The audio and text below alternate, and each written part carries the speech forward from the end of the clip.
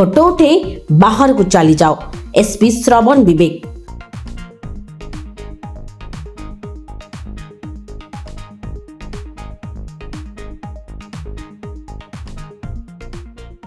गजपति जिला प्रशासन निजर अपरागता को लुचेइबा पाई गणमाध्यमर कंठरोध करुछंती, जहाँकि सुस्थ गणतंत्र पाई विपद सृष्टि करुछि।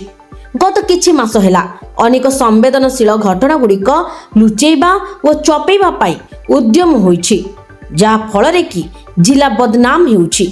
एहार गुरुत्व बुझिबा पाई जिला प्रशासनर मुखिया माने अमंग हेउछंती, ताहार कुपरिणाम जिलावासी भोगुछंती।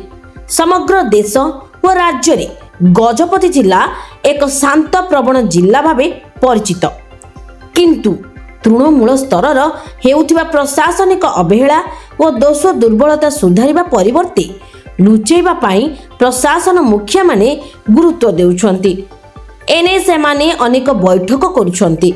सेही बैठक गुड़िकर खबर प्रसारण निमंते गणमाध्यम को निमंत्रण करुछंती, किंतु गणमाध्यमर प्रतिनिधि माने जेतेबेले सेही खबर संग्रह निमंते बैठक को जाती, बैठक परिचालन करुथुबा अधिकारी माने फोटो उठे बाहर को चली जिबाकू कहउछंती, जा फଳରେ कि गणमाध्यमर प्रतिनिधि माने बैठक रे कोन आलोचना हैला से विषय प्रकृत तथ्य जानि पारु नाहंती। बैठक परे निजको सुहाइला भली तथ्य गणमाध्यम को प्रदान करुछंती। उक्त खबर गुड़िकर प्रचार प्रसार करी जनतांक आक्रोशर शिकार होउछंती। एभली एक घटना आज घटिछि।